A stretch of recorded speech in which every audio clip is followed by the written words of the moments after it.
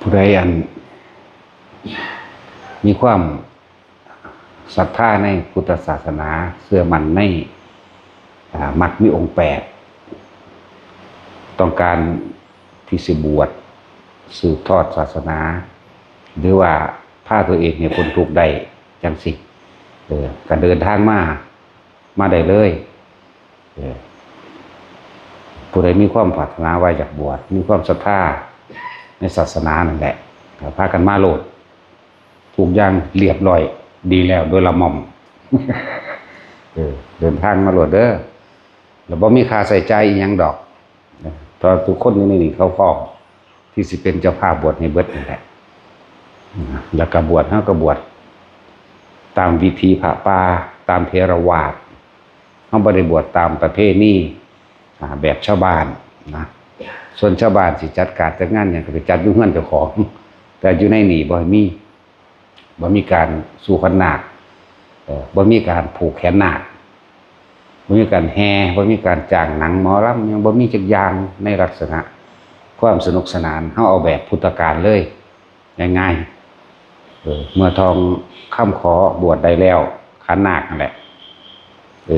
ก็เป็นนั้นว่าอุปชานัดมึงอุปชาพร้อมคนได้ค่ำขันนาคพร้อมก็เป็นนั้นว่าบวชได้เลย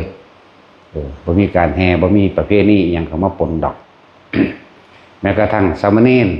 บวชภาคฤดูร้อนก็นำลูกหลานมาดีกว่าปล่อยให้มันออกไปหาเล่นตัวทีตัวแดนอย่างน้อยๆเขาก็ได้ฝึกหัดในการสวดมนต์ไหว้พระอย่างน้อยๆฝึกหัดสวดมนต์ไหว้พระแล้วก็มีระเบียบหูจักความอดทนหูจักความเพียรพยายามอยู่ในนี้แหละเขาก็ให้พระพี่เลี้ยงค่อยประคองให้ค่อยแนะนำให้ นั่นแหละฝากดูร้อนเขาก็เอามาฝึกหัดศึกษาเพราะว่าในโรงเรียนมันบ่มีพุทธศาสนาแล้วก็ต้องกลับขึ้นมาระบบเดิมคนที่รู้จักพุทธศาสนาก็ล้วนแล้วแต่ออกจากวัดนี่แหละจึงสิรู้จักได้ว่าการบวชทุกอย่างฟรีทั้งเบิดเพราะทุกคนที่ฟังหลวงพ่ออยู่นี่ก็รวมกันเป็นสภาพแค่ว่าเพราะมีค่าใช้จ่ายยังอยู่บ่สำหรับผู้สิบวชบ่มีดอกถ้าผู้เป็นเจ้าภาพบวชให้มันบ่อึดเยอะแยะเพราะเฮาส่งเสริมพุทธศาสนาโดยการบวชการที่รักษาพุทธศาสนาอย่างแท้จริงคือการบวชเต็มอัตลักษณะเต็มอัตตาเต็มรูปแบบคือการมีภิกษุนักบวชนั่นแหละถ้าบ่มีภิกษุนักบวชรักษาพุทธศาสนาเอาไว้ก็เป็นอันว่าเสื่อมสลายตั้งนานแล้วเพราะว่าคนกับคนมันแค่เอาชนะกันซื่อๆนะอยู่นี่เฮาก็มีการฝึกหัดให้รู้จักระเบียบรู้จักอดหมู่สามเณรคือกันให้รู้จักสวดมนต์ไหว้พระเพราะเฮาทำวัดซุมื้ออยู่แล้วนั่นแหละเขาจักปานนี้ในโตเขาเองเขาสิจัดระเบียบเวลาของเขาเองครับว่ามาชินกับการ5 โมงครึ่งแล้วเนี่ยรีบตัวเองมาทำบัตรจังซี่นะแล้วก็หมู่พระพี่เลี้ยงก็สิสอนให้ท่องจำบทสวดมนต์บทนั้นบทนี้นะแต่ก็มีการทำสมาธิพร้อมฝึกหัดในการทรงฌานเจริญฌานให้เกิดเป็นสมาธิฌานยังก็ว่าไปฝึกเดินจงกรมฝึก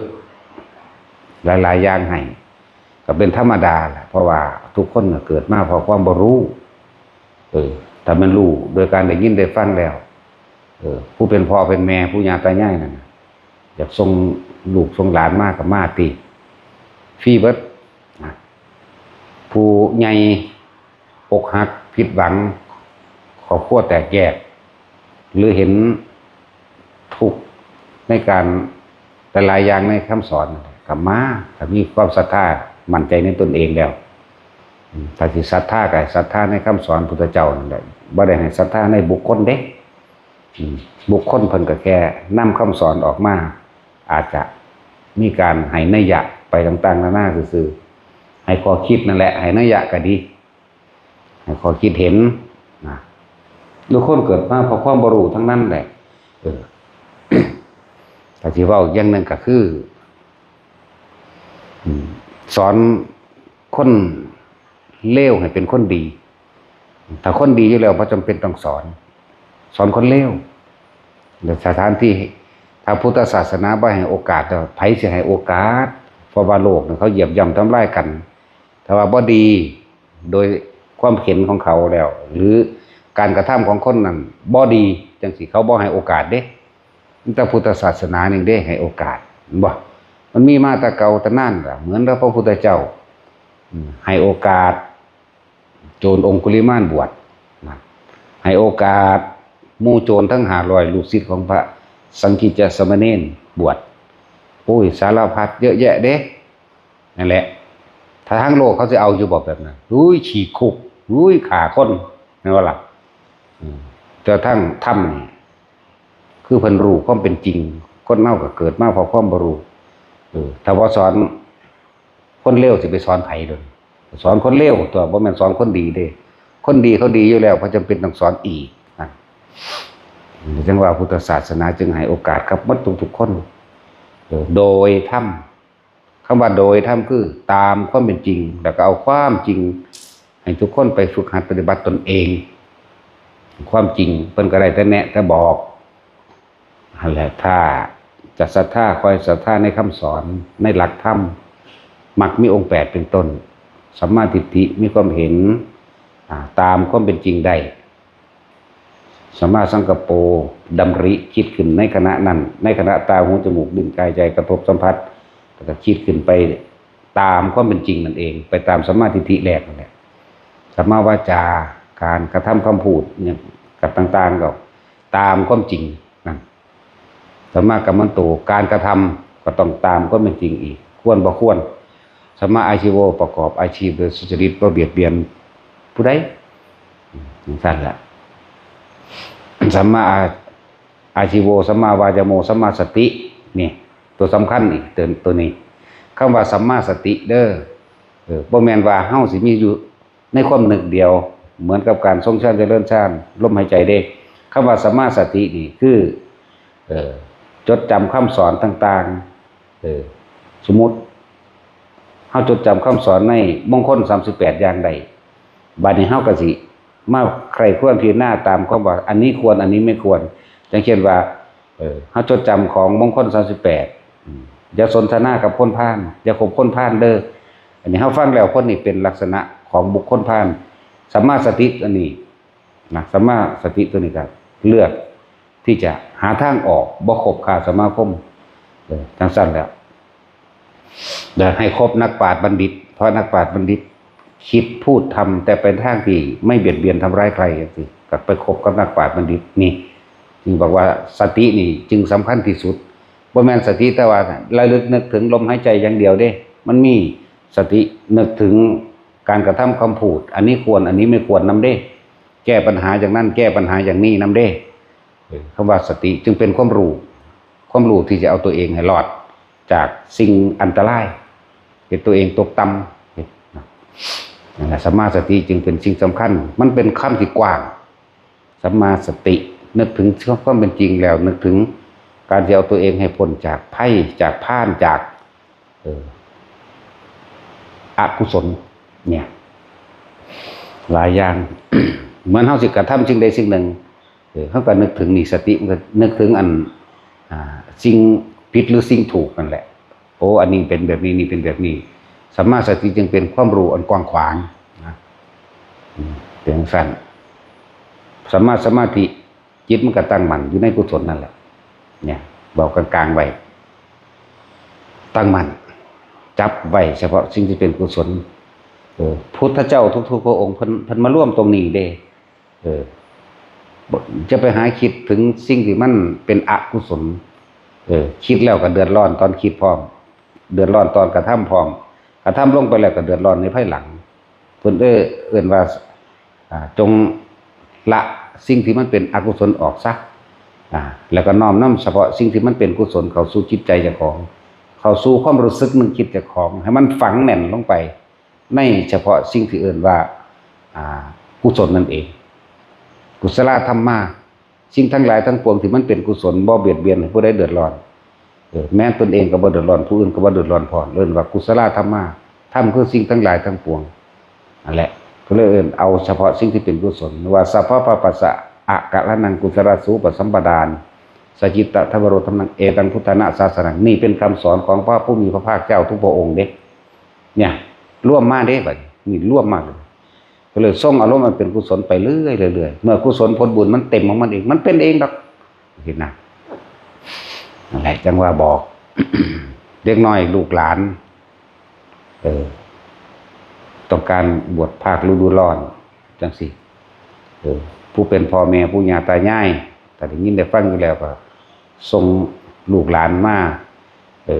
ยังหน่อยกันเดือนนึงจริงๆมันก็รู้จักความเดือนนึงนั่นแหละมันก็บ่ไปทำเร็วในเดือนนึงน่ะอย่างน้อยๆมันก็บ่ตั้งใจว่าคุณสิไปหาฆ่าสัตว์ลักทรัพย์ทั้งใดดอกอย่างหน่อยๆเด้นี่มันก็ถึงจักระเบียบหรือการปฏิบัติตนเองเป็นผู้ตรงต่อเวลานำคือถึงเวลาทำบัตรแต่ตัวนี้ทุกคนก็รีบเร่งอาบน้ำห้องน้ำเพื่อจะขึ้นศาลาทำบัตรรวมกันมันทำบัตรแต่มันก็งกงิกโดยความเกรงใจหรือโดยความย่านอย่างแน่ละมันก็จะความว่าอดทนพร้อมมันก็จะความว่าพยายามมันก็จะคำว่าอดอีกจักน้อยก็แล้วดอกอีกจักน้อยก็จบดอกนะมันก็คอยเกิดความเคยชินในการความเพียรและความอดทนของมันเองนั่นแหละมันจะเป็นระเบียบของมันเองแล้วมันก็สิได้ยินได้ฟังแต่เรื่องที่เป็นบุญเป็นกุศลได้ยินได้ฟังเรื่องที่เป็นประโยชน์จังซี่นะเห็นโทษ ของหลายๆอย่างที่มันแสดงออกไปนั่นแหละดังว่าเด็กน้อยลูกหลานมันเล็กก็สร้างแต่ลูกหลานคนไทยนำกันเบิดนี่คนเฮาเกิดมาบ่เคยเป็นญาติกันบ่มีดอกทุกคนเลยบ่มีจักคนเลยเด้อาจสิญาติในอสงไขยที่แล้วพุ่นก็เป็นญาติได้ทั้งนั้นเห็นบ่ล่ะแล้วเฮาจึงรู้สึกอยากให้ทุกๆคนนั่นล่ะถ้าทุกคนมีศีลธรรมเดียวกันมีเมตตากรุณาเมตตาอุเบกขาคือกันโลกนี่บ่ฆ่ากันเด้เอาเบิดโลกเลยบ่แม่นเอาแค่นิดๆหน่อยๆแค่นี้เด้บ่แม่นแค่เรื่องในครอบครัวบ่แม่นแค่เรื่องในบ้านในจังหวัดบ่แม่นแค่เรื่องประเทศเป็นแค่เรื่องทั้งโลกนั่นแหละแต่เป็นไปได้เฮาอยากได้แบบพุ่นแล้ว ศาสนาของพระพุทธเจ้าปทุมมุตระหรือพระสุมังคละสัมมาสัมพุทธเจ้าโลกนั้นบ่มีมิจฉาทิฏฐิเลยเบิดทั้งโลกน่ะบ่มีเลยทองคำก็บ่มีค่าเพชรพลอยก็บ่มีค่าเด้เป็นคือก้อนหินนี่แหมส่วนทองคำเพชรพลอยมาสิ่งที่มีค่าอาหารยารักษาโรคเครื่องนึ่งห่มและแค่ที่อยู่อาศัยแต่ละมื้อแต่ละเว้นบ่มีอีหยังไปไสน้อแม่ป้าไปไสน้อพ่อลุงไปไสน้อตาไปไสน้อยายไปไสน้อคุณพ่อคุณแม่คุณอาไปไสน้อน้องไปไสน้อพี่อยู่พ่อสามีนี่กินข้าวหรือยังเอิ้นกันกินข้าวเอิ้นกันพักผ่อนมีอีกกิจกรรมการงานอีหยังก็เล่นกันสนุกสนานด้วยขับเสพาในเรื่องคุณงามความดีจังซี่แหมเรียกว่าครับสารพันสารเสริญพุทธคุณมั่งธรรมะสังฆะมั่งนั่นแหละสาธยายธรรมมั่งเอิ้นกันกินข้าวกินน้ำเด้พวกนี้มีหยังซอยเหลือกันเด้นั่นแหละบ่มีมิจฉาทิฏฐิจักว่าอายุศาสนาของเพิ่นเลยยืนยาวถึง100,000 ปีนั่นแหละจังซั่นแหละเฮ็ดจังได๋เฮาสิได้แบบนั้นพุ่นเด้เฮาห่วงฮอดพุ่นพุ่นเด้เฮาบ่ได้มาถือความแพ้ความชนะกับไผเด้เพราะว่ามันบ่มีแพ้บ่มีชนะดอกธรรมะเป็นของทุกคนถ้าทุกคนดึงเข้ามาในการปฏิบัติในการมาคิดพิจารณาความจริงของเจ้าของเองแล้วได้ตนเองแล้วนี่ได้ตนได้ความจริงในตนเองแล้วมันก็เห็นจิตใจของคนอื่นได้พร้อมตัวคือจังเคยเว้าว่าถ้ามีคนคือกูเบิดโลกมันบ่ฆ่ากันเด้นะมันบ่สัตว์ถ้าคนพูดนี่เป็นคือกูเบิดโลกนี่บ่ฆ่ากันก็แล้วกันจังซั่นแหละมีแต่ความเอื้อเฟื้อเอื้ออาทรช่วยเหลือซึ่งกันและกันนี่แหม บ่มีผู้ใดทุกข์เด้บ่มีผู้ใดทุกข์ตอนนั้นสั่นแหละนี่ยังก็แบ่งปันกันเด้ทองคำบ่เป็นของมีค่าเงินทองก็เป็นของบ่มีค่าเพชรพลอยนิลจินดาเป็นคือก้อนหินนี่แหละเหมือนกับว่าเอาปูถนนไปซื่อๆนี่ไงเพียงสั้นเด้ทองบ่อึดเพชรบ่อึดเป็นก้อนหินธรรมดาคือเฮาบ่อึดก้อนหินเดี๋ยวนี้แหละหินแต่ละชนิดจังซี่นะเพชรพลอยจังซี่นะแบบนั้นเด้สิ่งที่มีค่าก็แค่อาหารแล้วผู้ใดว่างเขาจะก็ปลูกข้าวกินปลูกข้าวปลูกอันผลไม้หลากไม้นี่เด้สู้กันกินสัตว์กินบ่กินแต่กินตัวตายสัตว์มีบ่มีบ่ฆ่าพร้อมเด้นั่นแหละจังว่าในสมัยนั้นน่ะค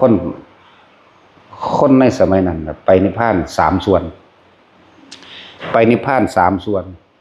แล้วในส่วนเดียวสุดท้ายนี่ในส่วนสุดท้ายจังมาแบ่งออกเป็น4ส่วนอีกที่นึงเข้าใจบ่นี่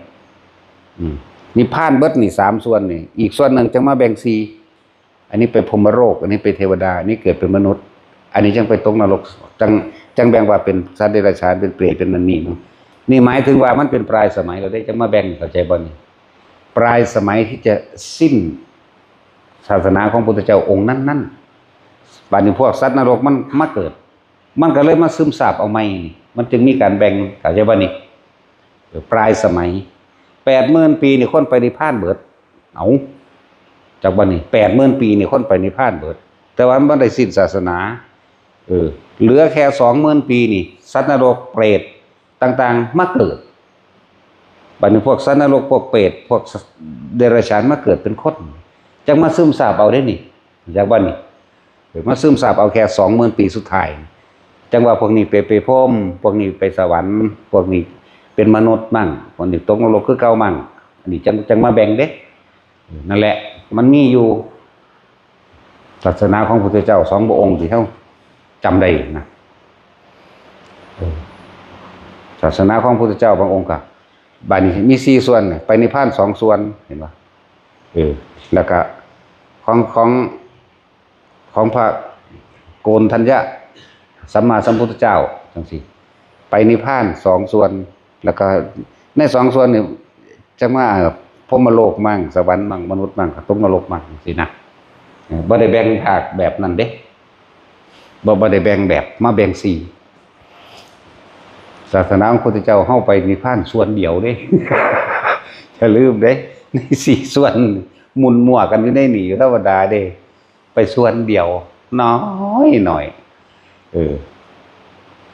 จะยิ่งยวดด้วยปัญญาเนาะปัญญาไผปัญญามั่นไป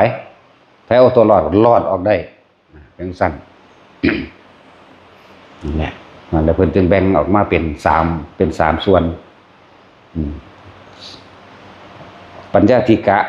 นี่มุนมั่วกันอยู่ในการเวียนว่ายแต่เกิดในเปรตสัตว์นรกมนุษย์เดรัจฉานเทวดาพรหมนี่จังมุนมั่วกันอยู่ในนี่3ส่วนรู้จักบ่นี่3ส่วนเด้ปฏิภาณส่วนเดียวน้อยๆทั้งสั้นแล้วศรัทธาธิกะของพระโกณฑัญญะพุทธเจ้าบ่แม่นพระอัญญาโกณฑัญญะเด้ซื้อซ้ำกันซื้อเด้หรือเอาซื้อเอาพระอโนมัทสีก็ได้เอาจังบ่ซ้ำหรือพระวิปัสสีก็ได้ จังบ่ซ้ำกันนี่พวกศรัทธาธิกะนี่ไปนิพพาน2ส่วนเหลืออีก2ส่วนมุนมั่วกันในเปรตในเดรัจฉานในมนุษย์ในเทวดาพรหมนี่แหละจังซี่ส่วนปัญญาธิกะคือพระพุทธเจ้าเฮานี่มุนมั่ว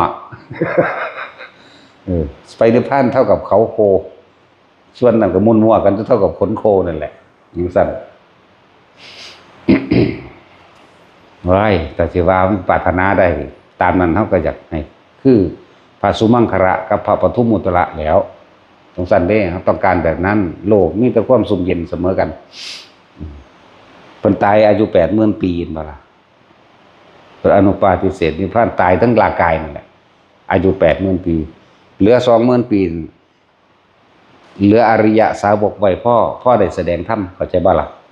นั่นแหละจังว่าพวกสัตว์นรกกับพวกเปรตพวกเดรัจฉานเกิดมาเป็นคนแบบจังคอยมาซึมซาบเอาจากอริยสาวกปลายสมัย คือพวกเฮานี่เป็นปลายสมัยนี่จักบ่หรือว่าเป็นปลายสมัยจังซั่นแล้วผู้ใดเอาตัวรอดก็รอดเด้บ่รอดก็ลงเท่านั้นเด้อยู่สองอย่างรอดกับลงว่าพวกกันฟังอยู่นะจากฝึกหัดลูกหลานก็เอาลูกหลานมาบวชเน้นบวชเน้นก็รับบวชภิกษุพระก็รับเขาบ่อยากบอกคำว่าพระปานใดนะเพราะว่ามันคำที่ออกจากปากยากคือเด้คำว่าพระมัน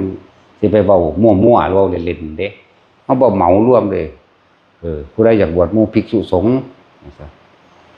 ก็เอามาภิกษุสงฆ์สามเณรเตรียมตัวเพื่อจะให้เข้าถึงความสงบเลิ่นเราพอของสมณะสามเณรก็ดีผู้ฝึกตนให้เข้าถึงความสงบเลิ่นสามเณรมันเป็นสื่อสมมุติสื่อดอกเน้นบางองค์นโกนหัวทีเดียวกับบรรลุอรหันต์เลยผมตัวเนาะทั้งสั้นแล้วโกนหัวทีหนึ่งผมตกปั๊บบรรลุอรหันต์บางองค์ก็สองบางองค์ก็สามครั้งบางองค์ก็มีความเพียรอาทิตย์หนึ่งมั่งแล้วแต่บ่ได้เลือกเพราะว่าขึ้นอยู่กับอุปนิสัยที่สั่งสมทุกอย่างมาจากเหตุเบิดนั่นแหละเหตุปัจจโยทุกอย่างมีเหตุเบิดอารมณปัจจโยอธิปัจจโยนันตรปัจจโยสมนันตรปัจจโยสหัจจตปัจจโยอัจฉปัญจปัจจโยนิสิจปัจจโยอุปนิสิจปัจจโยปุเรจตปัจจโยอัจฉปัจจโยนี่นั่นแหละนั่นทุกอย่างมันจะมีเหตุเกิดเริ่มว่าปุเรชาตปัจจโยปุเรภพชาตะเกิดทุกอย่างย่อมเกิดจากเหตุตั้งแต่การสั่งสมและนั่นมาสั่งสมอุปนิสัยมาอย่างสั้นเนี่ยที่พุทธเจ้าเขาก็เพิ่นบอกไว้บ่ควรประมาทใน4อย่างภิกษุสามเณรหนุ่มเพิ่งบวชแม้เพียงวันเดียวบ่ให้ประมาทเข้าใจบ่นี่บ่ไปดูถูกเด้เขาบรรลุอนาคามีมาแล้วเขาบวชพระปั๊บเขาเป็นอรหันต์เลยก็มีเด้ล่ะแม่นบ่ล่ะจังซี่ตัวสิไปว่าหยังเน้นหน่อยไปเขกหัวเล่นนู่นแม่นเด้บ่คือเฮาเด้เฮาฟาดแมงกงหูหรือว่าตะเขกหัวทั้งสั้นแหละเยาวกษัตริย์จักบ่ลูกกษัตริย์นั่นเอิ้นว่าเยาวกษัตริย์เห็นว่าอายุน้อยๆสิไปล้อเล่นบ่ได้เด้สั่งประหารได้จักบ่ล่ะนั่นแล้วงูพิษเห็นว่ามันตัวน้อยๆมันก็กัดตายเด้เนาะลองเบิ่งแม่ตะกี้งูเห่าน้ำกาผู้ใดเคยโลกาถ้าเป็นเด็กน้อยตะกี้มีงูเห่าน้อยๆน้อยๆคือใส่เดือนนี่แหมแต่ว่าเป็นงูเห่าเด้แล้วไฟนี่อันที่4มันคือหัวไม่ขีดกาพญานาคตะกี้เอาแม่มันเผาบ้านเผาเมืองได้เด้สัตว์แม่ว่าสันแจ๊ดเดียวไปทิ่มลงนั่นแหละเพิ่นว่าบ่ให้ประมาทมี4อย่างนี่ภิกษุหนุ่มสามเณรน้อยแม้บวชเพียงวันเดียวบ่ว่าเท่านั้นแล้วภิกษุแก่ก็มีแม้บวชเพียงวันเดียวก็มีเด้คือพอหักของภาษาลีบุตรเลยบวชวันนานใดอาทิตย์หนึ่งได้ล่ะแล้วยังบรรลุอยู่ไหมภิกษุผู้บวชเมื่อแก่ยังล่ะแม้กระทั่งสุภัททะก็บวชเมื่อแก่คือกันนี่ล่ะบรรลุในมือนั่นเด้ล่ะบรรลุในมือพระพุทธเจ้าตายนะมันสั่นแล้วได้อันโอวาทธรรมจากพระพุทธเจ้าหรอพระอานนท์เอาไปบวชด้วยแล้วเพิ่นบ่ได้มาสนใจว่าเฝ้าอันพุทธเจ้าป่วยเด้เดินจงกรมทำสมาธิในมือนั่นแหละบรรลุธรรมพอดีกันครับพระพุทธเจ้าใจขาดนี่เห็นบ่ล่ะพระเจ้าใจขาดทั้งกับบรรลุธรรมพร้อมกันแต่ตอนนั้นเนี่ยขนาดนั้นยังไปฟ้องเลยโอ้ยบ่ได้สนใจบ่เคารพพระพุทธเจ้าเลยเห็นพอมาเบิ่งเพิ่นว่าซ่านเนาะฟ้องก็ฟ้องคือเก่าหั่นแหละพุทธเจ้าบอกว่าโหผู้ใดต้องการบูชาพระศาสดานี่ให้ปฏิบัติบูชาเด้อบ่แม่นมันนั่งเฝ้าบ่ล่ะก็ยังเทียบไปหลายอย่างอยู่นั่นแหละพูดบอกข่าวประกาศผู้ใดสิบวชหมู่เป็นพระภิกษุสงฆ์จังซี่ถ้ามีความศรัทธาตั้งใจมั่นคงมาโลด เจ้ามาตราบัตรประชาชนพวกเจ้าแหละตะกี้มีคดีหยังกระสร้างบวชคือเก่าแต่ว่าซุมื้อนี้มันมีคดีเกี่ยวกับโลกมาปกครองมาคุ้มแล้วถ้ามีคดีบ้านพ้นคดี มีหมายแจ้งหมายจับอยู่นั่นบวชบ่ได้สมัยตะกี้คนเป็นหนี้อยู่ก็มาบวชได้เด้บรรลุอรหันต์พร้อมเห็นบ่ล่ะคนใส่เศรษฐีผู้หนึ่งเรียกว่าคือพ่อแม่เนี่ยเอาไปสดใส่หนี้เข้าใจบ่เอาไปให้เศรษฐีนั่นใส่หนี้ก็เอาลูกนั่นแหละไปใส่หนี้ไปเป็นคนไปเป็นทาสอยู่ในเศรษฐีนั่นเกิดความเบื่อหน่ายหยังละแล้วมาบวช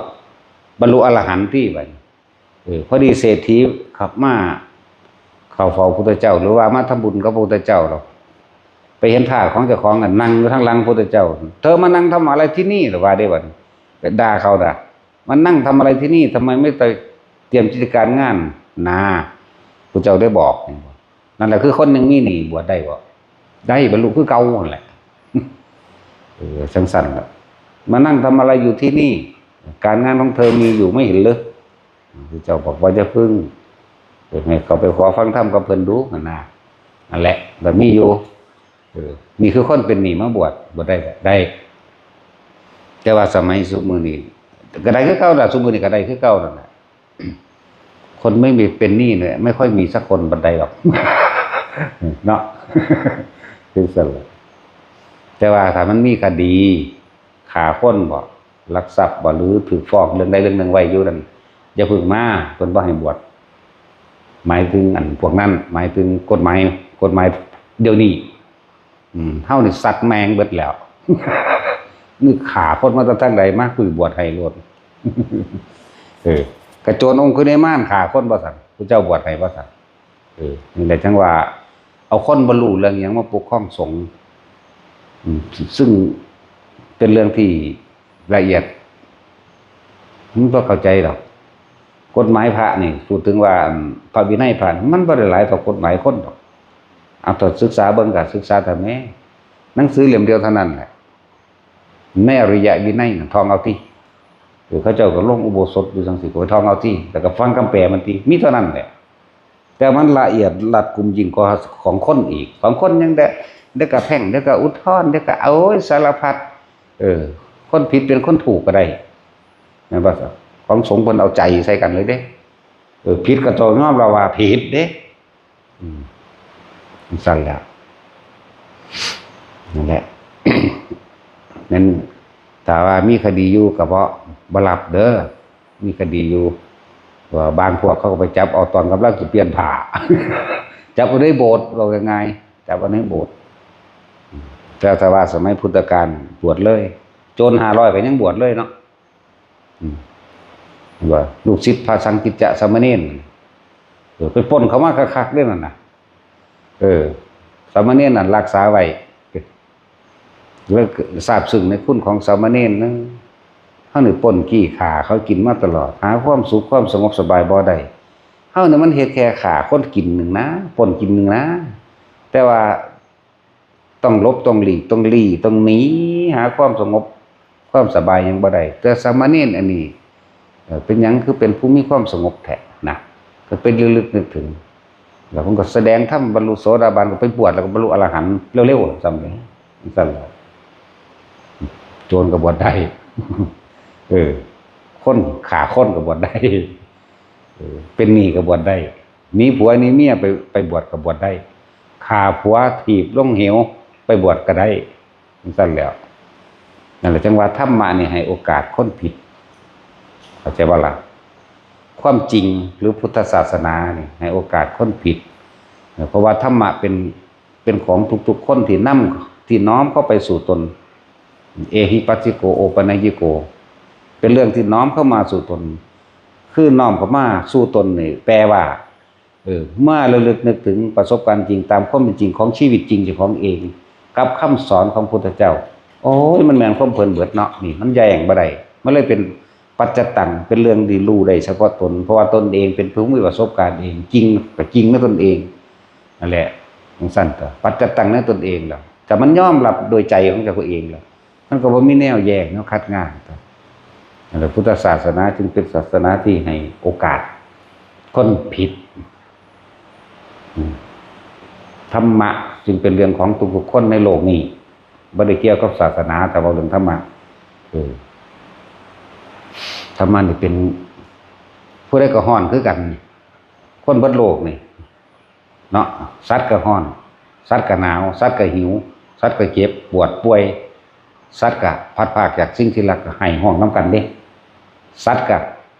ถ้าเวลาอยากได้อันใดบ่ได้ดังใจก็โมโหคือกันเนาะบ่ว่าคนบ่ว่าสัตว์ตายเสมอกันนี่แหมเรียกว่าธรรมชาติ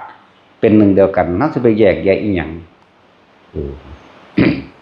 ความจริงที่ทุกคนสามารถพิสูจน์ได้เหมือนกันบ่ได้เกี่ยวกับพุทธคริสต์อิสลามซิกฮินดูยังมันเป็นสื่อของมันสื่อดอกแต่ความจริงในใจของแต่ละคนบ่มีเจ้าคนดีที่บ่ปรารถนาความสุขความสมหวังเนาะที่บ่ปรารถนาความร่ำรวยหรือความสะดวกสบายบ่มีเจ้าคนแม้กระทั่งหมาเนาะบ่ว่าหยังแต่คนแม้กระทั่งหมาเอาแม่ล่ะมันนอนดีๆไปกวนมันแม่มันกัดเอาโลดมันก็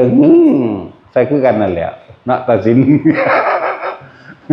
ก็ศูนย์คือกันเด้นี่แหละธรรมะนะนั่นแหละให้โอกาสแต่ละคนก็เรียกฝึกหัดลูกหลานเลี้ยงหล่อนกันน้ำมาเขาสิฝึกหัดให้พอโรงเรียนเสมอเขาบ่ได้ฝึกหัดให้คนไปในแนวทางที่ลดมานะทิฏฐิหรือว่าลดความเห็นแก่ตัวใดเด้เขามีแต่สอนให้คนเห็นแก่ตัวเด้ต้องเรียนเก่งๆต้องเอาชนะแม่นบ่ซั่นต้องเอาชนะต้องเก่งต้องเป็นที่หนึ่งสอบแข่งขันนี่เห็นบ่สอบแข่งขันกีฬาก็มีการแข่งขันเอาชนะกันมันบ่ได้เล่นเพื่อสุขภาพเด้มันเล่นเอาแข่งขันกันเอาเป็นเอาตายตบตีขากันไปเลยเด้เนาะกีฬาแม่มึงบ่แนวนั้นสั่นตัวมันมีแต่เรื่องแข่งขันไปแล้วซั่นที่ศิสละตัวเองมีน้ำใจนั่นโอ้ยยากโดยหัวข้อร่วมมันมีกับแพ้กับชนะเท่านั้นแม่นบ่คือเฮาไปเล่นกีฬาต่างประเทศคือกัน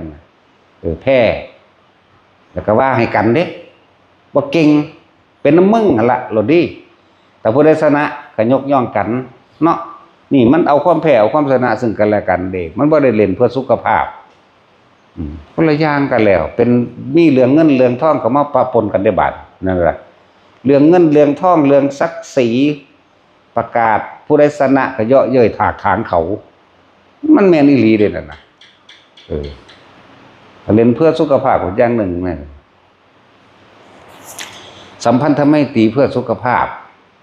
บ่ต้องไปมีรางวัลอีหยังดอก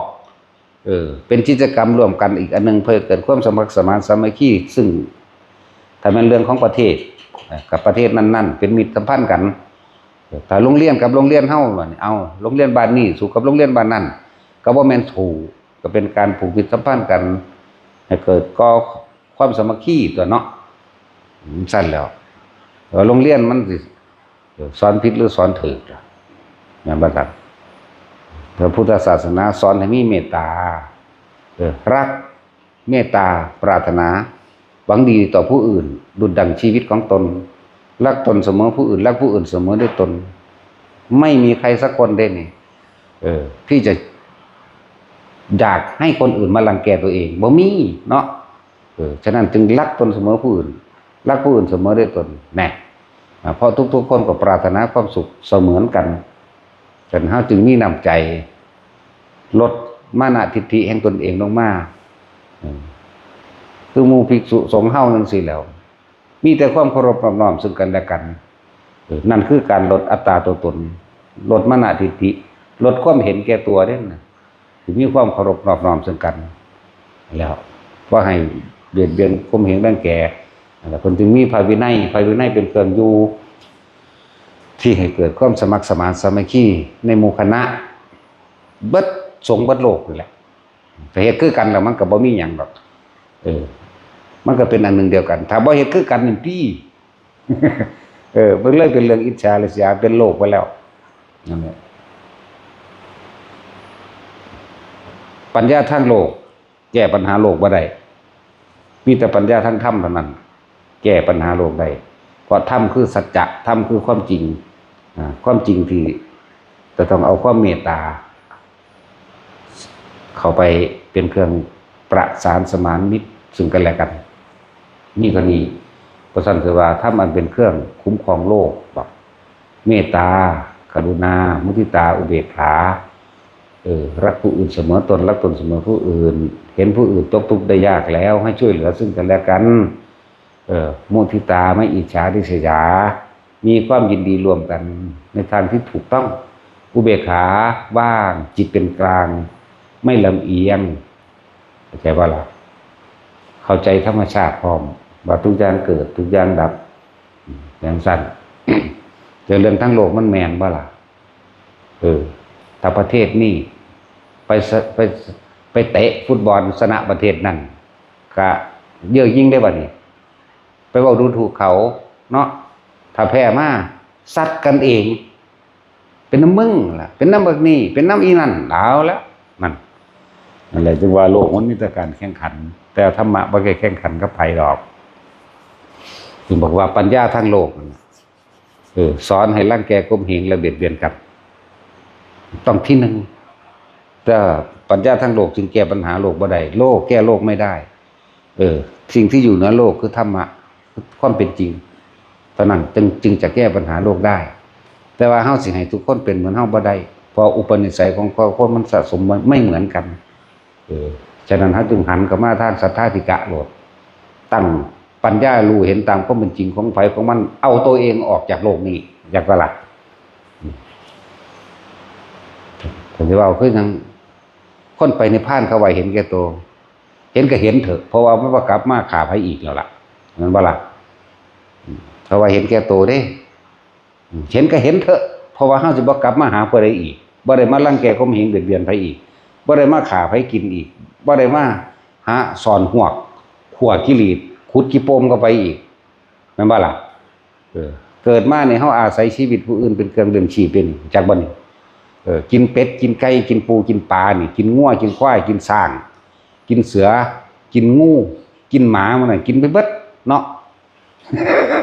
สั่นตัวอาศัยผู้อื่นเด้เนี่ยเนื้อหนังมังสาในตัวเองมันมีสัตว์จักชนิดแล้วอยู่ในหันมาเป็นเลือดเป็นเนื้อเจ้าของเองเนาะมันสั่นแหละนั่นแหละไปนิพพานแล้วมันก็บ่มากินไผอีกตัว ก็บ่ได้มาฆ่าไผอีกกรรมนี่ใส่เท่าไรก็บ่เบิดเด้อเว้าเรื่องกรรมเด้อมีตั้งแต่หนีออกจากวงล้อแห่งกรรมโลด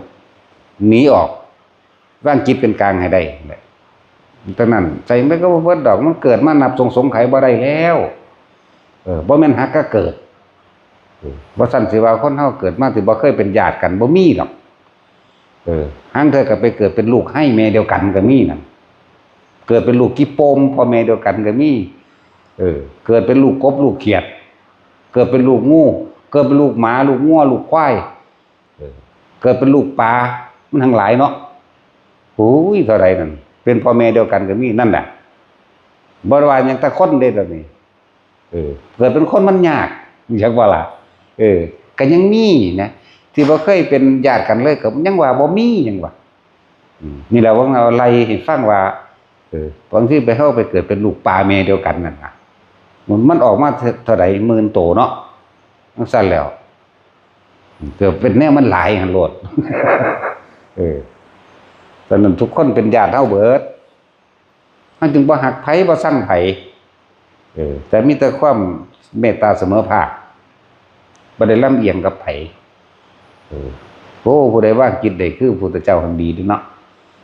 ระหว่างพระราหุลกับอันเทวทัตพระองค์รักทั้งสองคนเสมอกันพระราหุลคือลูกมันบ่เทวทัตคือศัตรูบ่โลกเขาว่าจังซี่โลกเขาว่าจังซี่คนทั้งโลกเนี่ยว่าเทวทัตเป็นเจ้ากรรมนายเวรเป็นครูอาฆาตว่าซั่นพระราหุลก็เป็นลูกถามพระพุทธเจ้าว่าระหว่างสองคนนี้พระองค์รักใครมากกว่ากันเท่ากันนั่นจะได้ว่าล่ะจะไม่ได้แล้วกูขาแมงเราเด็ดดี ก็เข้าเวรย่อมระงับด้วยกันฆ่าเจ้ากรรมนายเวรเดียวยังสั้นเฮ็ดจังใดก็บ่เบิดดอกพอจิตใจของไผของมันโดยปุเรศภพชาตินี่เห็นบ่นี่การสังสมกุศลและอกุศลต่างกันเฮาบ่อาจสามารถสิไปบังคับข่มเหงจิตใจผู้ใดได้แต่ว่าเฮาสามารถบังคับข่มเหงจิตใจเฮาได้เด้โดยการฝึกตนเองตามคำสอนพระพุทธเจ้ามีคำสอนของผู้เดียวนี่แหละที่สามารถออกจากกรรมนี้ได้วัฏจิตวัฏจักรวัฏกรรมอย่างกรรมวัฏออกจากกรรมวัฏได้กรรมวัฏคือห่วงแห่งกรรมหมุนรอบเป็นห่วงแห่งกรรมก็อาศัยกิเลสวัฏถึงมันแล้วก็วิบากวัฏหมุนอยู่ในอันเก่าเดียวกันนั่นแหละทะลุออกจากป้องปฏิจจสมุปบาทนี่เหตุและปัจจัยทั้งหลายมันมีเฮาทำลายเหตุมันได้แล้วมันก็บ่มีปัจจัยปรุงแต่งให้ไปเกิดได้ตัวจากบ่ล่ะสิเว้าบาลีอิมัสสมิงสติอิทังโหติมันหยังน้อบาดนี่น้อรู้จักแต่อิมัสสมิงมาลาเซมานาสมันตาเขเตอย่างละเนาะสตะนั่นนะสหัสสานิว่าได้ท่องได้สวดแล้วว่าคุ้มศักดิ์สิทธิ์แต่เฮาขังว่าขังเจ้าของที่เนาะนั่นแหละหลายอย่างพากันว่าไปคิดเอาเองยังละทิศเพิ่นมันแหละต้องออกจาก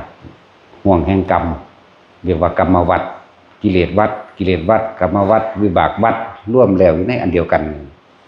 ร่วมอยู่ไสเอาร่วมอยู่จิตตัวเดียวเด้อจึงว่าจิตนี่เป็นที่ร่วมสรรพสิ่งบัดทุกอย่างกรรมวัฏทั้งที่เป็นกุศลกรรมวัฏอกุศลกรรมวัฏทั้งวิบากวัฏพอทั้งกุศลและอกุศลร่วมอยู่ในจิตดวงเดียวนี้เกิดก็เกิดจากจิตคนเฮาสิไปเกิดเป็นหมูหมากาไก่ก็เกิดจากจิตเกิดเทวดาอินทร์พรหมก็เกิดจากจิตนะ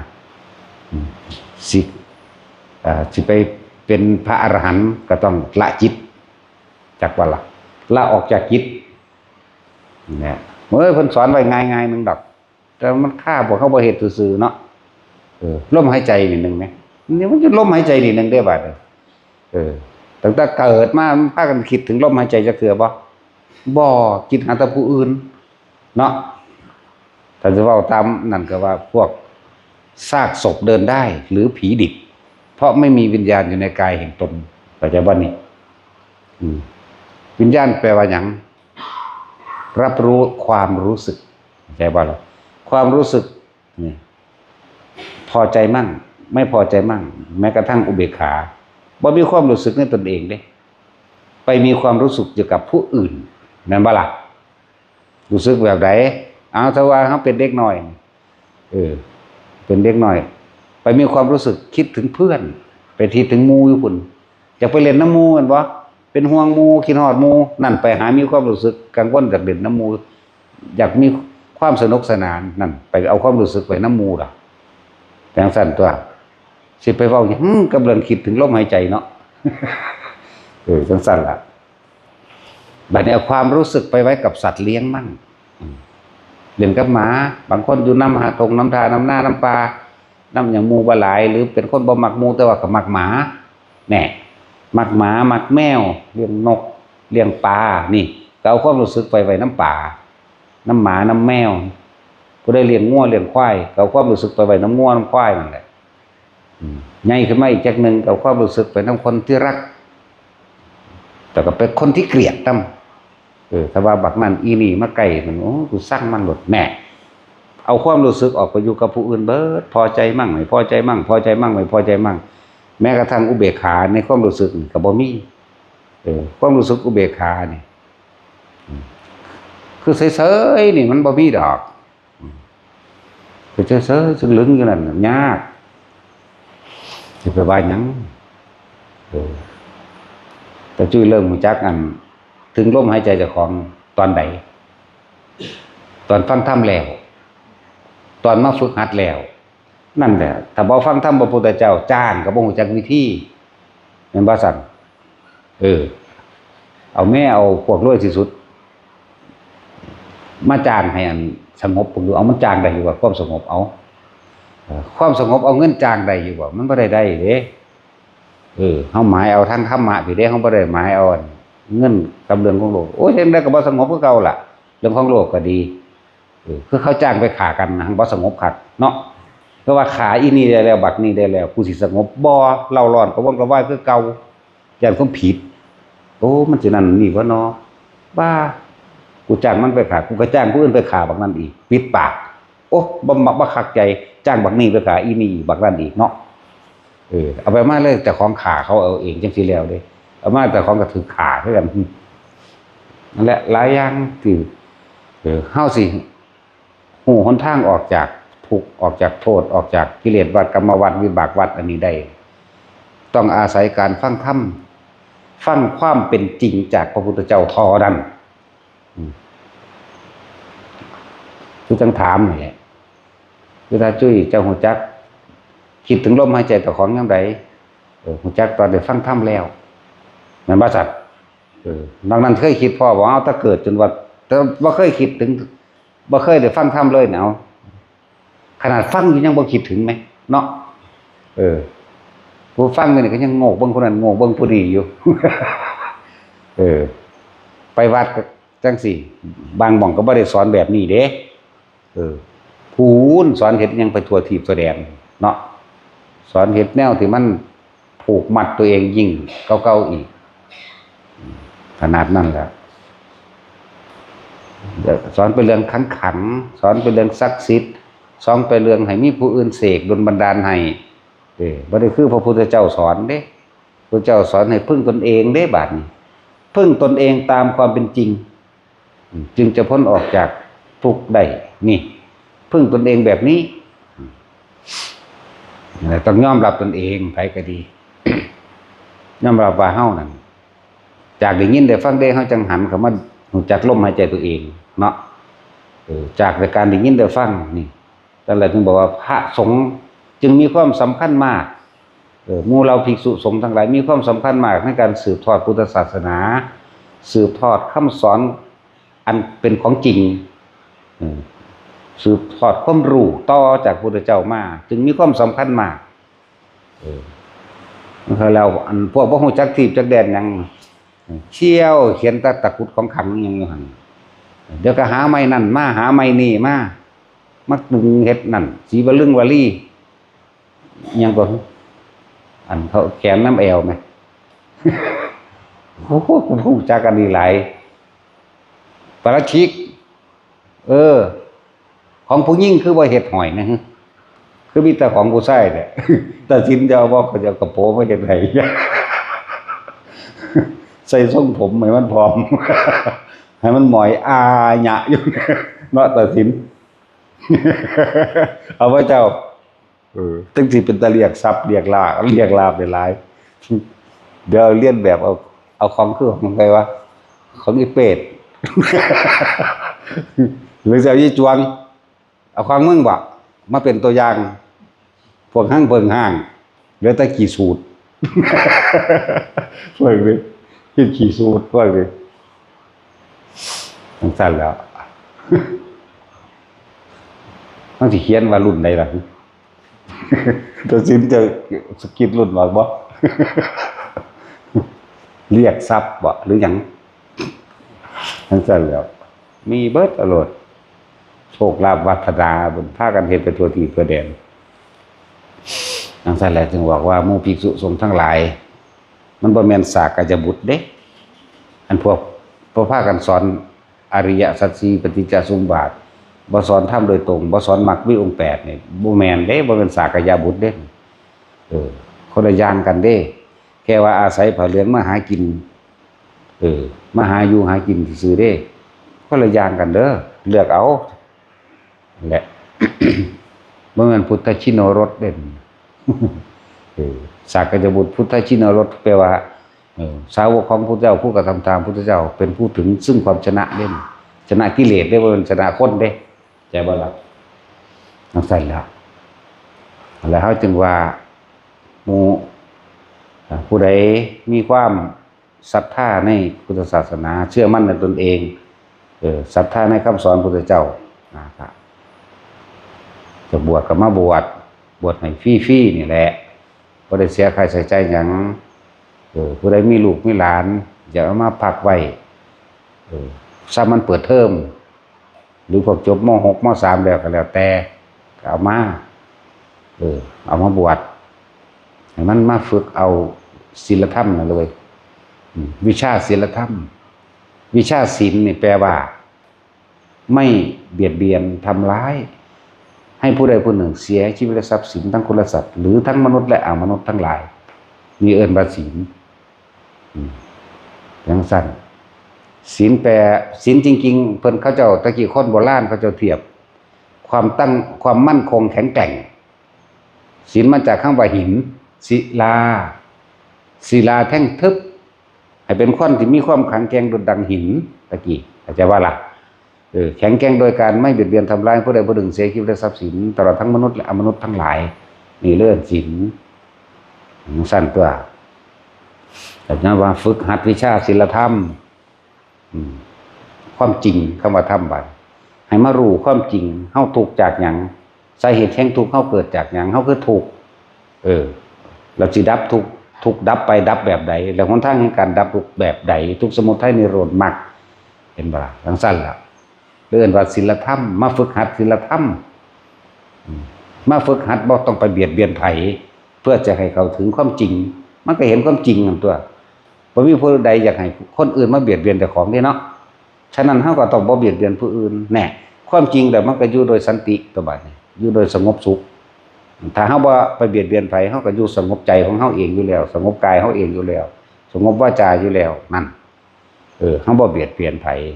มันก็คิดตั้งมั่นได้ดีมันก็ตั้งมั่นในศีลธรรมนี่แหละตั้งมั่นในความดีนี่แหละพวกสิบวชภาคฤดูร้อนหรือฤดูแล้งก็มาฤดูร้อนก็ได้ตัวเขาจะเอิ้นแต่ว่าบวชภาคฤดูร้อนเด้เนาะเฮาเอาบวชภาคฤดูแล้งเห็นว่าคือหมู่ตัวพวกปลูกต้นไม้บนภูเขาเด้อพวกเฮานี่เนาะปลูกต้นไม้บนภูเขาฝังไว้ในหินจักว่าล่ะซั่นแหละว่าหลายคนยังย่านอยู่นั่นนะคือเขามาถามมีค่าใช้จ่ายเท่าไหร่บ่มีมาโลดเจ้าเสียค่ารถมาเองได้ให้ข่อยโอนให้บ่โอนได้มิจฉาชีพหลายกระดอซุมื้อนี้เนาะถ้าลังพวกว่าเด้อประกาศเด้พวกว่าสิโอนเงินทำบุญกับหลวงพ่อ101แต่ไปกดผิดโอนเข้ามา 1,000 ขอให้โอนคืนให้ด้วยอย่างสิแม่อย่าไปโอนคืนเด้จากบ่หลับมันดูดเงินเด้เอาบ่หลับได้กรณีใดๆแล้วเด้อแบบนี้ตั้งแต่เฮาถูกอันกินฟรีมันก็100,000แล้วเด้บ่ทันปากซื่อๆเด้พวกมัดจำรถเรียนว่าล่ะโอ้ย100,000กูเสียดายเด้กูยังได้บักหลายรถเนาะนี่ซะแล้วมันธรรมดาเด้ความหลอกลวงนั่นมันเฮ็ดคือว่าล่ะพวกเฮามันก็จังซี่แหละเฮาบริสุทธิ์จริงใจเชื่อเลยคิดว่าผู้อื่นสิเป็นคือเจ้าของที่จังซั่นแล้วนั่นแหละ ที่ว่าให้โอนเงินคืนให้หรือว่ามาขอเงินหยังหนูมีลูกต้องเลี้ยงจังซั่นจังซี่ขอโอกาสหรือว่ายืม100 บาทอย่าไปเฮ็ดเด้มันดูดเอาเบิดเด้นั่นแหละบางคนก็ขอจากสมมุติว่าเขาโอนเฮาเบิ่งเขาโอนสลิปมาจังซี่เนาะแล้วก็ไปขอจากผู้โอนมาหาเฮาอันเด้ฟังไว้ดีๆเด้อซุมื้อหลอกลวงหยังคือหยังนี่นั่นแหละมันหลายอย่างในการหาเห็นแก่ตัวพวกนี้เห็นแก่ตัวแต่เฮาก็100,000ก็แล้วเด้อเท่าเดี๋ยวนี้เด้ล่ะ เป็นว่าล่ะมันดูดไปเลยล่ะหมายถึงว่าบอกเยอะแยะแม่นบ่พวกแอดมิน เขารับมานี่บ่ต้องห่วงเด้อว่าต้องไปสนใจตอบนั่นนี่หรือต้องไปนั่นเด้อมันมาในรูปแบบต่างๆพวกจริงก็เลยเกิดกลายเป็นว่าเป็นพ้นผิดไปนำเลยพวกเป็นจริงๆก็มีอยู่ดอกอันนั้นแต่มันเสือบ่ได้หยังแล้วล่ะเฮ็ดคือหยังนี่โอนมาเบิ่งนี่รายการโอนเข้า100ก็ยังมีอันสิให้กูคือโอนขึ้นเท่าใดโอนขึ้น100ไงกูโอนขึ้น400พุ่นนะแนวนี้ก็มีโอน500ก็บอกว่า500ได้เลยเนาะมันแปลกเลยล่ะบางคนบางพวกมันลงทุนโอน500อีหลีเด้แต่มันขอขึ้นแค่400มันสิโอน100มันก็เอาสลิปจริงมาให้ถ้าเฮากดขึ้นไปปึ๊บเรียบร้อยเบิดบัญชีพุ่นเด้อธรรมดาเด้อเขาลงทุนขนาดนั้นเด้เข้าใจบ่ล่ะโอน500จริงแล้วเอาสลิป500มาให้เฮาเบิ่งจริงแต่ว่าขอขึ้นแค่400เอาเฮากด400นั่นแหละมันออกเบิดเลยจักบ่ล่ะจังซั่นแล้วต้องบอกว่าให้ระวังจังสิระวังแมงได้ดอกว่าผู้จ้องเฮ็ดก็เฮ็ดอยู่เพราะเท่านั้นเนาะแท้หลายแบบหลายอย่างคนซุมื้อนี่เห็นแก่ตัวแต่ว่าสถานที่แห่งนี้เฮาเป็นสถานที่ฝึกตนซะก่อนแล้วก็ฝึกคนให้เป็นพระด้วยฝึกตนเองซะก่อนจึงจะฝึกผู้อื่นได้ด้วยเด้ฝึกให้เป็นนักเสียสละละความเห็นแก่ตัวหนึ่งให้รักผู้อื่นเสมอตนรักตนเสมอด้วยผู้อื่นนะเห็นผู้อื่นเป็นดันดุดันแขนขาอวัยวะเดียวกันเพราะว่าเจ้าสิมาจากไสกระสร้างเฮาให้โอกาสเบิดมาร้ายก็ให้บุญมาดีก็ให้บุญเด้ตอนรับเบิดแต่นั้นถึงเฮาบ่ได้แยกออกว่าเจ้าสิมาจากประเทศใดเฮาบ่มีประเทศเฉพาะ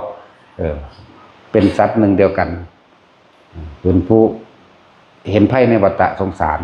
เดียวกันแหละผู้ใดอยากมาบวชก็มาบ่ว่าสิเป็นบวชเณรบ่ว่าสิเป็นบวชภิกษุสงฆ์พระนั่นล่ะเขานิยมว่าพระนี่ใส่ยืมคำสมมุติเพราะสันโลกบ่เข้าใจผู้ใดอยากบวชเป็นภิกษุก็มาผู้ใดอยากบวชเณรก็มาบ่ได้ใส่ใจหยังดอกเด้อขอให้มั่นใจในตนเองแหละเพราะว่ามั่นใจก็หลวงพ่อเด้บ่ได้ให้มาศรัทธาหลวงพ่อเด้เพราะหลายๆในสำนักหลายๆที่พระเจ้าสั่งสอนแสดงธรรมจังซี่กระทั่งสุรินทร์ศรีสะเกษกับหลวงพ่อเยื่อนก็ไปหาหลวงพ่อเยื่อนจังซั่นแหละวัดเขาหยังบุ วัดเขาศาลาเนาะโยมผู้ใดรู้ล่ะแต่ผู้ใดอยู่ใกล้อุบลก็ไปหาหลวงตาสินชิดตาสินทรัพย์หรือทรัพย์สินนั่นแหละผู้ใดอยู่ทางภาคเหนือยังล่ะจันทวันจังซี่นะผู้ใดภาคกลางชลบุรีกับหลวงพ่อสุชาติอภิชาโตจังหวัดเลยกะหลวงพ่อยังเตี้ยๆมั้ยโซภาเนาะอาจารย์โซภาจังซี่ก็ไปล่ะผู้ใดอยากไปทางสกลกับหลวงพ่อบุญมาคัมภีร์ละปัญโยจังซี่นะไปบัดผู้ไม่หอกไม่ห้าวกับหลวงพ่อคันชิดเนาะนั่นแหละส่วนทางกันนวลหลวงปู่น้อยวัดห้วยน้ำลิ้นห้วยลินกันนวลจังซี่ไปนั่นแหละไปอีกระบาดนี่ลืมแล้วผู้ใดใกล้ทั้งใดก็ไปทั้งนั้นนะเขาจะสอนวิปัสสนากรรมฐานคือกันสั้นผู้ใดใกล้ทั้งใดก็ไปมึงหันหลวงพ่อผู้เว้ามวนๆนะหลวงพ่อปราโมทเนาะหลวงพ่อปราโมทโชไปนี่แหละมหาตมะมึงนี่ครับมึงนี่บ่ค่อยมนต์ปานใดเด้อฟ้าหวานนั่นได้ด่าไปก็ได้กันด่าอยู่เด้ตะคุคือเป็นพุทธศาสนาเป็นสถานที่ที่ให้โอกาสกับทุกคนเฮาบ่เลือกชาติเฮาบ่เลือกศาสนาดอกศาสนาใดก็สร้างนั่นเป็นแค่สื่อสมมุติอันนึงแต่ว่ายอมรับความจริงใจของเจ้าของเอง พุทธคิดอิสลามท่านยอมรับความจริงคือธรรมะจากมาฝึกหัดมาศึกษากับมานะได้โอกาสทุกคนเลยบ่เคยห้ามบ่เคยหวงหยังคนบ่มีเงินย่านบ่ได้บวชทั้งสิ้นมาโลดสิเป็นเจ้าภาพให้ดอกแล้วก็ทุกๆคนเนี่ยร่วมกันหันเข้ามาเรื่องเฉพาะตนบาดนี่คือถามตาจุ้ยนั่นแหละตั้งแต่อันเกิดมาที่บ่เคยได้ยินการที่บ่ท่านเลยเคยฟังธรรมนั่นบ่เคยคิดถึงลมหายใจตัวเองจนกว่าได้ยินฟังธรรมเนี่ยจังคิดถึงลมหายใจคือเฮาตะกี้ว่าไม่หรอกว่าเฮาก็ของเป็นตะเกิด มันก็บอกบ่ได้อันนั้นมันเป็นตะเกิด 2-3 ปีก็เฮ็ดอันนั้นอันนี้เป็นแล้วแต่ว่าบ่ฮู้จักชื่อมันซื่ออันนั้นเรียกว่าเป็นมาโดยอุปนิสัยปุเรภพชาติมันสังสมมาของมันอย่างหนึ่งทุกๆคนที่ว่าในยุคที่เจริญขึ้นมาได้โดยธรรมเดี๋ยวนี้ก็คือคณะหลวงปู่หมั่นหลวงปู่เสาแล้วก็หลวงตาบัวอีพ่อใหญ่บัวเฮานี่เป็นผู้เผยแผ่กระจายธรรมดีจังว่าคำว่ามรรคผลนิพพานจึงฟื้นฟูขึ้นมาใหม่ได้นี่เห็นบ่ล่ะหลายคนได้ที่ได้รู้ธรรมเห็นธรรมหรือได้ดวงตาเห็นธรรมจากอีพ่อใหญ่บัวบรรดาดนั่นแหละหลายคนอยู่ดิแต่บ่มีพ่อใหญ่บัวนี่โอ้ยจักสิพากันจมไปถึงไหนที่จริงเพิ่นมีอยู่แต่ว่าบ่มีผู้ใดเอาออกมากระจายออกเนาะคือจังประวัติหลวงปู่หมั่นก็อีพ่อใหญ่บัวเด้เป็นผู้กระจายออกแต่ประวัติองค์นั้นองค์นี้บัดนี่เพิ่นเสียสละคักคือหยังนี่เนาะเขียนประวัติของพระแต่ละองค์นำสอบนำถามเอาเพราะมันเรื่องธรรมดาเด้การเสียสละเผยแผ่ธรรมะอีพ่อใหญ่บัวน่ะเฮาจะเฮ็ดแต่เฮารู้จักหลวงปู่หมั่นให้เฮ็ดให้เฮารู้จักหลวงปู่เสาไล่ไปพุ่นฮอดหลวงปู่ศรีท่าไล่ไปเลยฮอดผู้เป็นครูบาอาจารย์หลวงปู่เทวะธัมมีมื้อนี้ไล่ไปฮอดของพรนาคเสนจังซั่นแหละเฮาจะรู้จักผู้รู้ฟื้นกรรมฐานทางอริยะเป็นมาหลวงปู่หมั่นหลวงปู่เสาจังซี่นะหลวงปู่บัวบัดนี้เนี่ยพ่อใหญ่บัวนี่ล่ะเฮาจังรู้จักหลวงปู่สิงห์หลวงปู่มหารัตปาโรรู้จักหลวงปู่องค์นั้นองค์นี้ไหลไปถ้าว่าฝากท่านพูดกับหลวงปู่ฤาษีก็จังเฮาจังรู้จักหลวงปู่ปานรู้จักหลวงปู่สุนรู้จักหลวงปู่แต่ละองค์ไล่ไปเนี่ยเสียสละได้บ่ธรรมดานั่นแหละหลวงปู่หนงจังรู้จักไปเรื่อยแหละจังว่ามันมีคุณค่ามหาศาลได้ธรรมะก่อนยังเฮ็ดให้โลกถึงความสงบได้แล้วก็เฮ็ดให้พวกเฮานั้นออกจากการเวียนว่ายตายเกิดได้ถ้าเฮาบ่ได้ยินฟังธรรมจากหลวงพ่อฤาษีจังซี่เฮาก็บ่จักบริกรรมนามพัทธะเนาะถ้าว่าเฮาบ่รู้จักหลวงปู่บัวเฮาก็เลยบ่รู้จักว่าพุทโธคือหยังอีกแม่นบ่ล่ะซั่นแล้ว หรืออานาปานสติมื้อนี้นะ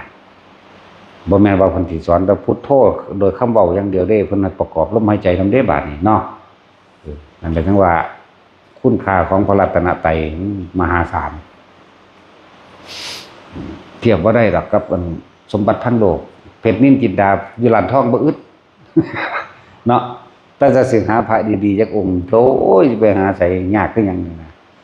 ก็เลยว่าผู้ใดอยากได้พระแบบใดดีแบบใดก็มาสร้างตัวเองเอาเด้อบ่แม่นจะเอาจากให้ผู้อื่นเป็นดังที่ตัวเองอยากให้เขาเจ้าเป็นตัวเองคิดสิเป็นมั่งสิแม่นบ่ล่ะอยากได้พระอรหันต์แบบนั้นแบบนี้อยากเป็นพระอรหันต์แบบนั้นแบบนี้ตัวเองก็มาฝึกมาหัดเอาเองบวชเอาเองเป็นเอาเองแม่นบ่ล่ะนั่นแล้วพอผู้เพิ่นเป็นแล้วเพิ่นก็ไปนิพพานของเพิ่นเด้เนาะจังซั่นแล้วแต่ว่าผู้ใดอยากฝึกตนผู้ใดอยากพ้นจากความทุกข์เฮาสอนหลักเดียวเดี๋ยวนี้ตะกี้เฮาสอน40หลัก41หลัก42หลัก มั่วตัวไปเบิดแต่ว่าเดี๋ยวนี้เอาหลักเดียวอานาปานสติอย่างเดียวเป็นผู้มีความคิดถึงนึกถึงลมเข้าและลมออกเมื่อมือลูบกับลมเข้าและลมออกประคองไว้ดีแล้วอาการปิติก็เกิดก็อยู่กับลมกับปิติต่อมาขั้นที่2มามันลม เฮาบ่ได้คิดถึงลมเลยก็สร้างแต่ว่าเฮาบ่คิดถึงหยังปิติก็เกิดนี่เรียกว่าทรงฌานเจริญฌานโดยอานาปานสติเป็นพื้นฐานเป็นเบื้องต้นเพื่อจะพ้นจากวัฏฏะสงสารอันนี้ก็อยู่ในลมหายใจหนึ่งอยู่ในอุณาโลมสองแล้วมันนั่งสิเห็นไปเรื่อยๆลึกเข้าไปเลยเห็นความคิดเจ้าของดอกพอทุกอย่างมันร่วมอยู่จากจิตนี่แหละสุขกับจิตทุกข์กับจิตเป็นผู้คิดผู้ปรุงผู้แต่งแล้วก็ใส่ซื่อให้มันสุขกับทุกข์เฮาเป็นผู้สร้างมันขึ้นมาเอาเองเฮ็ดจังได๋เฮาสิละสุขได้ละทุกข์ได้ก็ต้องอยู่ในลมหายใจนี่แหละแน่บ่อ้อมโลกอยู่กลับขึ้นมากันมาเบิ่งลมหายใจนี่ล่ะเนาะเหมือนกับพวกเฮาตั้งแต่เกิดมาก็บ่เคยคิดถึงลมหายใจเจ้าของจักเทื่อแม้ถ้าบ่ได้ยินฟังธรรมนี่ได้ยินฟังธรรมที่หมู่เราอริยสาวกทั้งหลายทรงจำมาจากพระพุทธเจ้านั่นแหละต้นฉบับนั่นแหละต้องถามแต่ละคนถ้าเกิดมาพวกเจ้าเคยคิดถึงลมหายใจบ่นี่พอเกิดมาพวกเจ้าเคยเอาความรู้สึกไว้กับตัวเองบ่แต่ก็มีแต่หักผู้นั้นมีแต่สั่งผู้นี้หักผู้นั้นหักผู้นี้คุณจิตคิดไปถึงเขามโนปรุงแต่งภาพนึกไปสวยงามขี้ไล่ขี้เลวิญญาณความรู้สึกเกิดพอใจมั่งบ่พอใจมั่งพบเกิดเฉพาะสำนั้นแล้วจังซั่นล่ะนั่นแหละจิตมโนวิญญาณจิตก็เป็นผู้คิดผู้นึกไปมโนก็ปรุงแต่งภาพไปนั่นน่ะวาดภาพจินตนาการไปแต่คิดฮอดผู้สาวก็แก้ผ้ามันเนาะแต่พวกมักคิดฮอดผู้บ่าวก็แก้ผ้าผู้บ่าวคือกันนั่นตัณหาเดียวกันสิไปใส่กันเห็นว่าล่ะนั่นแหละจิตมโนวิญญาณอารมณ์ความรู้สึกเกิดพบก็เกิดผู้ใดอยากหยุดพบได้ก็ในลมหายใจมั่งอยู่ในอุณโลมมั่งมีเท่านี้ล่ะจะไปเฮ็ดอีหยังมากเอาสบายกัน